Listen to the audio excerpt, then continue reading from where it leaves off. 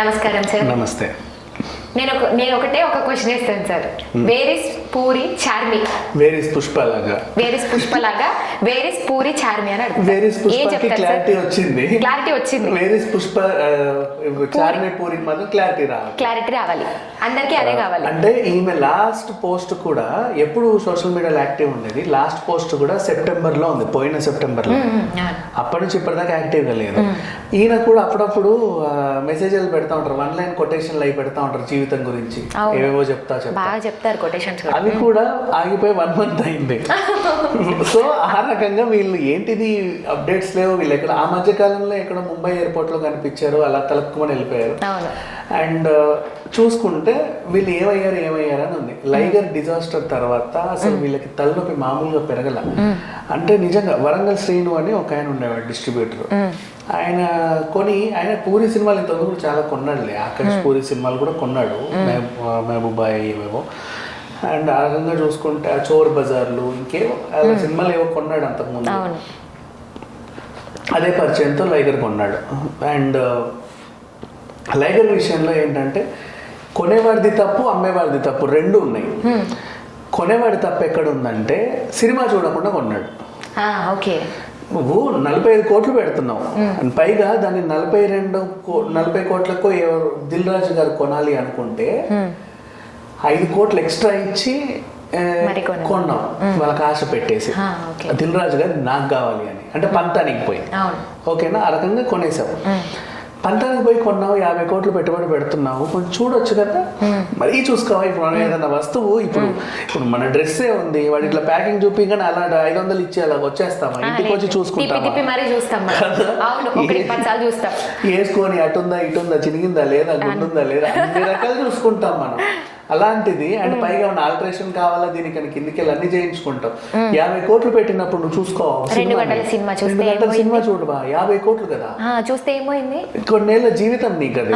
So ఆ రకంగా చూడలా ఆ నమ్మకం అని చెప్పేసి నెక్స్ట్ చూడకుండా కొనేసావు.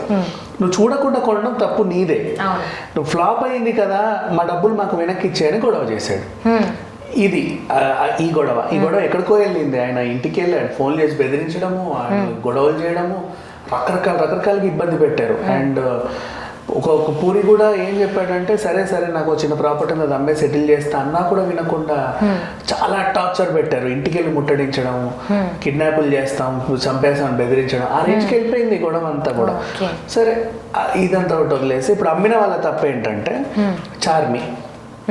ఈ మహాతల్లి ఏం చేసిందంటే అక్కడ ప్రీ రిలీజ్ ఈవెంట్ మీటింగ్లో మాకు ఈ సినిమాకి అమెజాన్ ప్రైమ్ నెట్ఫ్లిక్స్ నుంచి 200 కోట్ల ఆఫర్ వచ్చింది, అయినా మేము అమ్మట్లేదు అని చెప్పుకొచ్చింది.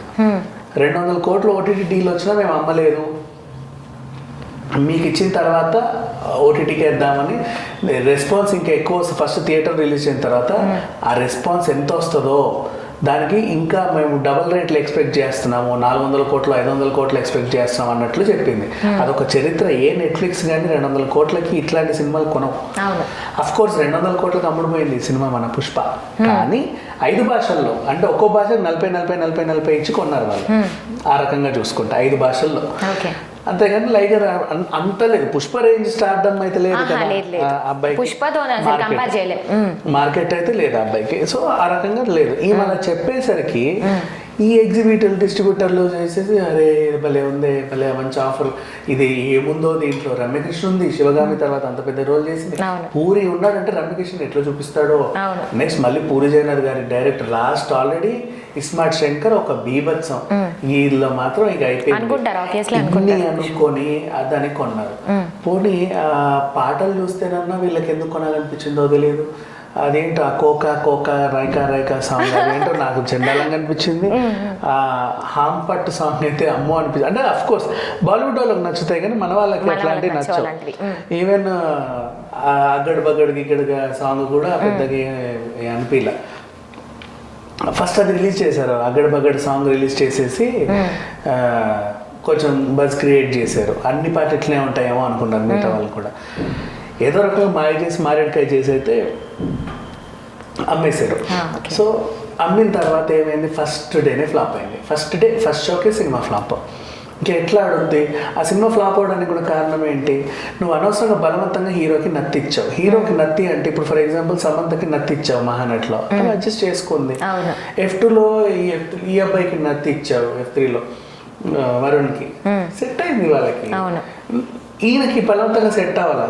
కొంతమందికి సెట్ అవుతాయి, కొంతమందికి అవ్వవు. టీ అమ్ముకునే వాళ్ళు ముంబై ఎలా వెళ్ళావు నువ్వు, ఎలా అక్కడ ఇల్లు ఎట్లా ఏర్పాటు చేసుకున్నావు, అవన్నీ చూస్తే డ్రామాటిక్గా లేదు. చాయ్ అమ్ముకుంటే చాయ్ బండితో పాటు వెళ్ళిపోయారు వాళ్ళు. చాయ్ బండితో వెళ్తే నీకు రోజుకి ఎంత వస్తాయో నాకు తెలియదు. ఒక మూలకి ఒక పాకేసుకున్నావు కరెక్టే. ఆ ల్యాండ్ ముంబైలో నీకు ఎక్కడి నుంచి వచ్చింది అంటే ఏదో రకంగా వేసుకున్నావులే, వద్దన్నప్పుడు ఖాళీ చేస్తానులే అన్నట్టు చెప్పుకోవాలి. కొన్ని కన్విన్సింగ్ ఉండాలి, మరి అట్లా లేవు. అండ్ మళ్ళీ అక్కడికి వెళ్ళి నీ బెదిరింపులు, మేమెవరో తెలుసా అది ఇది అని చెప్పేసి ఈ రకంగా అంటే ఓవర్ డైలాగులు రమకృష్ణ గారితో చెప్పేయడం కానీ అవన్నీ ఎక్కల సినిమాలో ఏ కోసం ఎక్కల. ఇంకా హీరోయిన్ అఫ్ కోర్స్ లవ్కి ఆమె ఒక రీజన్ చెప్పుకున్నా కూడా ఫస్ట్ హాఫ్కి ఏమైందంటే నువ్వు ఎందుకు లవ్ చేయట్లేదని, నీకు నత్తుంది కదా అందుకని నేను వదిలేస్తున్నా అనింది. అది నచ్చుందని హీరోయిన్ వదిలేస్తుంది, కానీ దానికి ఒక రీజన్ చెప్పుకుంటారు తర్వాత, అది కూడా కన్విన్సింగ్గా ఉండదు. ఎటు చూసుకున్నా ఏమీ లేదు దీంట్లో. అండ్ అంత పెద్ద హాలీవుడ్ పెద్ద ఆయన్ని తీసుకొచ్చేసి కామెడీ పీస్ని చేసి పంపిస్తారు, అది డైజెస్ట్ అవ్వదు. సో ఇట్లా ఇన్ని ఉన్నప్పుడు ఆ సినిమా ఆడలా. ఇది ఆల్రెడీ ఆమెకు ముందే తెలిసేమో, ఆమె ఆ ఫంక్షన్లో కూడా ఏడ్చింది, ఆమె ఏమైపోతుందో మా జీవితం అని చెప్పేసి. ఆ రకంగా మొత్తానికి లైగర్ నాశనం అయిపోయింది. ఇప్పుడు వాళ్ళేమో అప్పులు కట్టుకుంటా తిరుగుతున్నారు. అండ్ ఇంకొకటి, పూరి అయినా వాళ్ళకి తిరిగి ఇవ్వాల్సిన అవసరం లేదు, ఈయన భయపడి తిరుగుతున్నాడు. కానీ వీళ్ళకి డబ్బులు ఇవ్వాల్సిన అవసరం లేదు, రిటర్న్ కేసు వేయొచ్చు. ఎందుకంటే ఏ సినిమా హిట్ అనేది ఫ్లాప్ అనేది అదేంటిది వీళ్ళ మీద లేదు. వీళ్ళేమి ఇది అంటే ఐ మీన్ అమ్మేసుకున్న తతను కొన్న తతను నీ వ్యాపారం లాస్ అయితే నేనేం చేస్తా, మళ్ళీ నన్ను అడగడం ఏంటి? నువ్వు ముందు చూసుకోవాలి కదా అన్నీ కూడా. నువ్వు ఒక్కసారి సినిమా చూసుకుంటే కొనేవాడివి కాదేమో, ఎవరికి తెలుసు. సో ఆ రకంగా ఇద్దరిది తప్పు ఉంది. వీళ్ళు కూడా రిటర్న్ ఇవ్వాల్సిన అవసరం లేదు. ఈ కల్చర్ ఎందుకు ఆయన ఒప్పుకున్నాడో నాకు తెలియదు, కానీ ఆయన ఇవ్వాల్సిన అవసరం లేదు.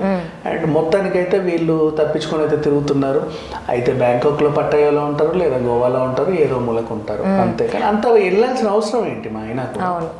మూవీ గురించి మాట్లాడుకుంటే కూడా సార్, ఇప్పుడు సినిమా ఎంత బాగున్నా కూడా ఎక్కడో కొన్ని కరెక్షన్స్ ఉంటాయి. లైక్ ఇప్పుడు మనం మాట్లాడతాం, లైక్ నేను రావణాసుర మూవీ గురించి మాట్లాడుకుంటే కూడా ఆడవాళ్ళని రవితేజ అనే ఇట్లా కొన్ని వల్గర్ టాపిక్స్ అలాంటివి వచ్చాయి. మూవీ ఎంత బాగుందని చెప్పి కూడా అలాంటివి ఇవ్వడం బాగాలేదు అని అంటున్నాం మనం. అంటే మూవీ ఎంత బాగా వచ్చినా కూడా చిన్న చిన్న కరెక్షన్స్ అనేది మూవీ ఎలా ఉందని చెప్పేస్తుంది. లైక్ అక్కడక్కడ చూసుకుంటే అసలు మూవీకి డోకానే ఉండదు కదా, చిన్న చిన్న కరెక్షన్స్ అట్లా. ఇప్పుడు మీరు ఎగ్జాంపుల్ చెప్పినా కూడా అది మూవీకి అవసరమే, అందుకే పెట్టారు. దాన్ని కట్ చేయమని సెన్సార్ అడిగింది.